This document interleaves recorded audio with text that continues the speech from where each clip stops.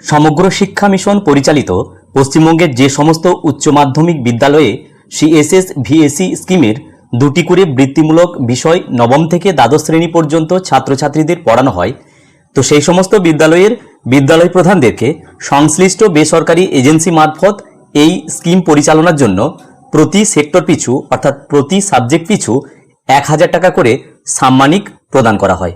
মূলত এই সাম্মানিক প্রদান করা হয় এনএসকিউএফ শিক্ষকদের প্রতি মাসের মান্থলি রেমুনারেশন যখন ক্রেডিট করা হয় যে বিলের মাধ্যমে, ওই একই সঙ্গেই বিদ্যালয় প্রধানদের জন্য ওনাদের প্রাপ্য সাম্মানিকও প্রদান করে দেওয়া হয়।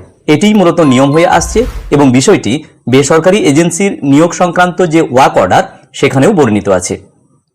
তো আমি বর্তমানে যে ইন্টারফেসে রয়েছি সেখানে আমরা দেখতে পাচ্ছি যে এই বিদ্যালয়ের প্রধানের অর্থাৎ যে সংশ্লিষ্ট ইন্টারফেসে আমি রয়েছি এই বিদ্যালয়ের প্রধানের অ্যাকাউন্টে ওনার গত 3 মাসে প্রাপ্য সাম্মানিক পরপর 3 দিনে 3000 টাকা প্রদান করে দেওয়া হয়েছে। তো তার স্ক্রিনশট আমরা দেখতে পাচ্ছি। এখানে নেফট ট্রানজ্যাকশন করা হয়েছে 2 ডেজ এগো এবং ইউটিআর নাম্বার, ডেট এবং সেন্ট বাই অর্থাৎ কোন এজেন্সি মারফত এই যে প্রাপ্য যে সাম্মানিক এটি পাঠানো হয়েছে বা ক্রেডিট করা হয়েছে তার নাম অর্থাৎ সেন্ট বাই, আর নিচে সেন্ডার ব্যাংক আইএফএসসি কোড সেটা মূলত এখানে রয়েছে। ঠিক একই রকমভাবে নেফট ট্রানজ্যাকশন 3 ডেজ এগো, এটার ইউটিআর নাম্বার অবশ্য আলাদা, এটাও সেন্ট বাই একই এবং সেন্ডার ব্যাংক আইএফএসসি কোড একই।